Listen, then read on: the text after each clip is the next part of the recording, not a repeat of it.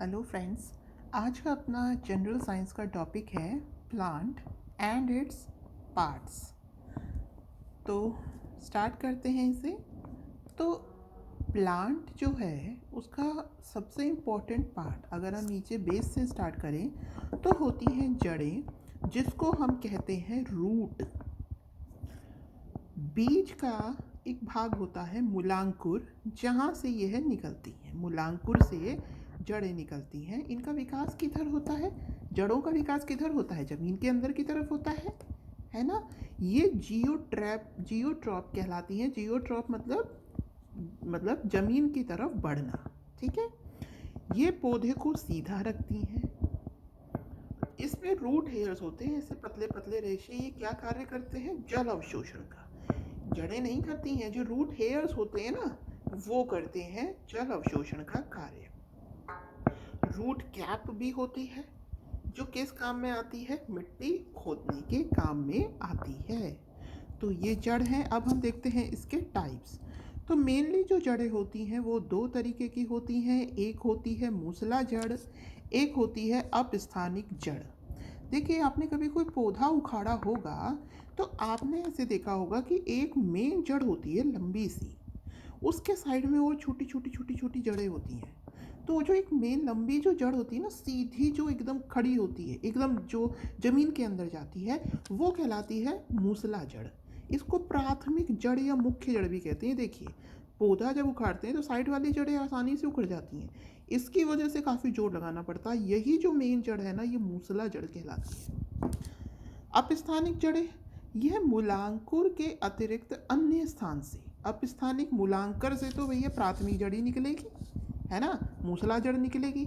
और उसके अलावा जो मूलांकुर के हिस्से, वहाँ से अगर जड़ें निकलने लगी तो इसे क्या कहते हैं? अपस्थानिक जड़ें कहते हैं। यह मूलांकुर के अतिरिक्त अन्य स्थानों से निकलती हैं। अब क्या होगा? मूलांकुर के अतिरिक्त निकलेंगी तो इसमें क्या होंगी? शाखाएं अधिक होंगी। शाखाएं अधिक होंगी, फैलेंगी ज़्यादा, ये है ना, फैलेंगी ज़्यादा। गहराई क्या होगी? कम होगी।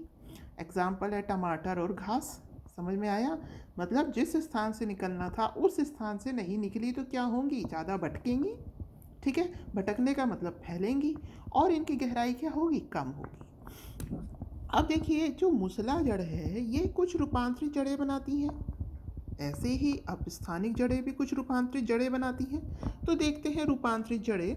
तो तुर्क रूपी रूपांतरण हो जाता है। तुर्क रूपी रूपांतरण का मतलब है कि इधर इस कोने से भी पतली हो जाती है और इस कोने से भी पतली हो जाती है। तो ये तुर्क रूपी इसका रूपांतरण है। यह है मूली। मूली ऐसी ही तो होती है। तो ये रूपांतरण जड़ का उदाहरण है मूसला जड़ का मूली। शंकु रूपी गाजर की फॉर्म हो जाती है, मूसला जड़ का उदाहरण है। कुंभी रूपी अगर ऐसी हो गई तो ये शलजम का उदाहरण है। तो ये मूसला जल मॉडिफाई हो जाती है, रूपांतरित हो जाती है, तब ये मूली, गाजर, शलजम। तो ये क्या है? ये हैं जड़ें। अब देखिए, अपस्थानिक जड़ें रूपांतरित, जैसे कि शक्करकंदी, ये रूपांतरित होकर शक्करकंदी बना रही है। कंदिल मूलें, पुलकित मूलें, डहलियाँ, ठीक है। और ग्रंथिल जो है वो अरारोट होती हैं।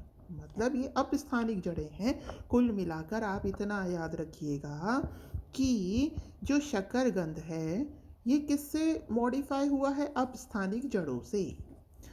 डहेलिया अपस्थानिक जड़ों से, और अरारोट ये भी अपस्थानिक जड़ों से रूपांतरित हुआ है। यानी कि ये जो रूट्स हम खाते हैं, चाहे वो मूली हो, गाजर हो, आपका स्वीट पोटैटो हो, शक्करकंद हो, ये सब क्या हैं? ये रूपांतरित जड़ें हैं। कौन सी जड़ें हैं? रूपांतरित जड़ें कहलाती हैं, जो कि मूसला जड़ और अपस्थानिक जो जड़ें हैं उनको रूपांतरित होकर के बनती हैं। अब है आगे स्टेम। प्लांट का अगला हिस्सा है तना। ये क्या करेगा? ये सहारा देगा पौधे को, है ना। तो यह भ्रूण के प्रांकुर से, मूलांकुर से क्या निकली थी? जड़ें। और प्रांकुर से क्या निकलेगा? तना। याद रखिएगा, मूलांकुर से क्या निकली? जड़ें। और प्रांकुर से क्या निकलेगा? तना। ये फोटो ट्रैप होता है। फोटो ट्रैप का मतलब, फोटो प्रकाश कहाँ से मिल रहा है? आसमान ऊपर की तरफ। तो ये किधर बढ़ेगा? ऊपर की तरफ। जड़ें जियो ट्रैप यानी जमीन की ओर, और यह फोटो ट्रैप यानी कि आसमान की ओर बढ़ेगा। तने के ऊपर गांठें गांठें पाई जाती हैं, पौधे को सहारा ही देता है ना। और ये क्या होता है, और यह खाना ले जाने मतलब जड़ों से यह जल और जो और आवश्यक खनिज हैं उनका संचरण किधर करता है, पत्तियों की तरफ। और पत्तियां क्या करती हैं, फोटोसिंथेसिस की क्रिया के द्वारा खाना बनाती हैं। ये उसको जो तना है ये शेष हिस्सों तक पहुंचाता है, ठीक है ना। तो ये जल, खनिज व भोजन का संचरण करता है, इस काम में आता है। अब हम देखते हैं टाइप ऑफ स्टेम्स, इनके कितने प्रकार हैं। तो एक है वायवीय तना, एक है अर्धवायवीय तना, एक है भूमिगत तना। तो देखिए, वायवीय तना का मतलब है कि जो तना है वो किसके संपर्क में है, पूरा का पूरा वायु के संपर्क में है, खुले में है। तो ये क्या कहलाता है, ये कहलाता है वायवीय तना। इसका उदाहरण क्या है, इसका उदाहरण है आम और नीम। ये वायवीय तना है क्योंकि ये किसके संपर्क में रहता है, ये वायु के संपर्क में रहता है। दूसरा है अर्धवायवीय तना। अर्धवायवीय तना मतलब कुछ तो है वायु के संपर्क में और कुछ है अंदर की ओर। तो जैसे हम घास को देखें तो घास, जलकुंभी, इसका कुछ भाग अंदर को रहता है और कुछ भाग वायु के संपर्क में। और है भूमिगत। भूमिगत तना जैसे कि भाई आलू हो गया, अदरक हो गया, हल्दी हो गया, प्याज हो गया। अच्छा, अब आपसे मान लीजिए कोई ये पूछ ले कि कोई भी दी हुई चीज़ तना है या फिर यह जड़ है, तो जड़ की एक पहचान होगी कि उससे ऐसा रेशा सा निकला हुआ होगा, जड़ का ऐसे एक पतला सा हिस्सा निकला हुआ होगा। आलू में कोई पतला हिस्सा निकलता है, नहीं निकलता है, ठीक है। अच्छा, आपने आलू में देखा होगा थोड़े दिन बाद में ऐसे ऐसे उसमें वाइट वाइट से कोने आ जाते हैं, ठीक है, और उसमें गांठें पाई जाती हैं, अदरक में भी पाई जाती हैं।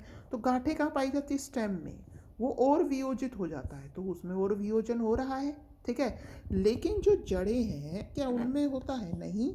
ये आपका गाजर ऐसे उसमें आपको एक ऐसे मतलब जड़ रेशा सा दिखाई देगा, मूली में देगा, शलजम में देगा, शकरकंद में देगा। तो मतलब जो किनारा है उससे जो रेशा सा निकला हुआ है वो किसको शो करता है, वो शो करता है कि वो जड़ है और जिसमें गांठें हों, ठीक है, और जिसमें कोई भी ऐसा सिरा रेशा नहीं निकल रहा हो, वो क्या आएंगे, स्टेम, तना। तो आलू, अदरक, हल्दी ये सब तना है, ये सब जड़ें नहीं हैं। ये उगते तो अंदर हैं, भूमिगत हैं, लेकिन ये तने का हिस्सा है, यह जड़ें नहीं है, याद रखिएगा, क्योंकि इसका कोई भी कोना नहीं है जो रेशे के रूप में निकलेगा। जड़ों की तो एक खास बात है, ये क्या करेंगी, पानी सोखेंगी, जो उसके जड़ के जो रेशे हैं, रूट हेयर, वो पानी सोखेंगे। क्या इसमें कोई हेयर है, नहीं है। तो इसका मतलब ये क्या है, ये तना है। आगे चलते हैं, लीफ, पत्ती। पत्ती क्या है, ये है पौधे की भोजन फैक्ट्री, क्योंकि ये क्या करती है, भोजन का निर्माण करती है। पत्ती में छोटे छोटे से छिद्र होते हैं जो कि स्टोमेटा कहलाते हैं। ये स्टोमेटा किस काम में आते हैं, इस स्टोमेटा से जो वायु है उसका आदान प्रदान होता है। अब देखिए, यहाँ मैंने पत्ती की एक संरचना बना रखी है। ये आपकी, ये देखिए पत्ती है, ये जो हिस्सा है, ये पत्ती का ये वाला हिस्सा जो इसको जाके तने से जोड़ेगा, यह कहलाता है पत्राधार, यानी पत्ती का आधार। ये किससे जोड़ रहा है, पत्रव्रंत से जोड़ रहा है। किससे जोड़ रहा है, पत्रव्रंत से जोड़ रहा है, यह है पत्राधार। अब ये देखिए, ये पत्ती के अंदर यह एक मेन शिरा जा रही है, इसे कहते हैं मध्य शिरा। क्या कहते हैं, ये जो मेन जो लाइन जा रही है इसे कहते हैं मध्य शिरा। इसमें और छोटी छोटी ये शिराएँ निकल रही हैं, ये क्या कहलाती हैं, छोटी शिराएँ। ये क्या है, मध्य शिरा, यह है पत्राधार, यह है पत्रव्रंत। अब ये देखिए, ये पत्ती का जो किनारा है ये क्या कहलाता है, पत्र फलक कहलाता है। और पत्ती का ये जो अंतिम सिरा है यह कहलाता है प्रणाग्र। प्रण मतलब पत्ती और अग्र मतलब आगे का हिस्सा, इसकी संधि भी कर दी हमने साथ साथ। तो ये क्या है, प्रणाग्र, पत्ती का आगे का हिस्सा।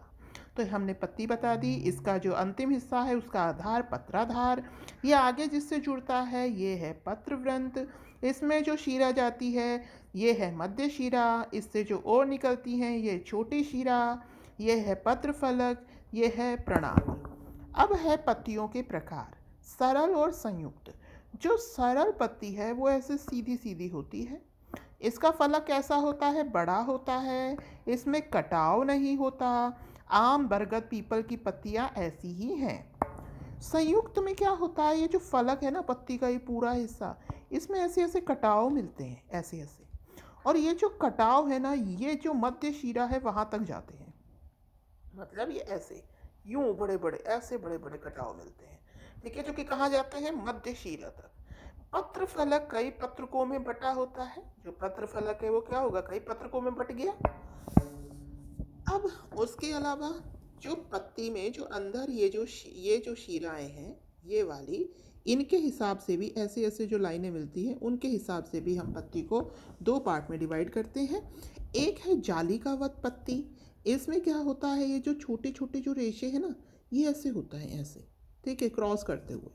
तो शीरा विन्यास जाली जैसा होता है, जैसे कि द्विबीजीय पौधे, जामु, नाम, पीपल। दूसरा है समांतर पत्ती। इसमें शीरा विन्यास समांतर होता है, ऐसे ऐसे। ये होते हैं एक बीजीय पत्री पौधे, जैसे कि गेहूं, धान, केला। ठीक है, तो ये हमने जो अंदर जो शिराएं थी वो कैसे काट रही हैं, उस आधार पर जालिकावत पत्ती बता दी और समांतर पत्ती बता दी। अब जो आगे का पार्ट है वो हम अगली क्लास में करेंगे। तब तक के लिए धन्यवाद। Have a nice day.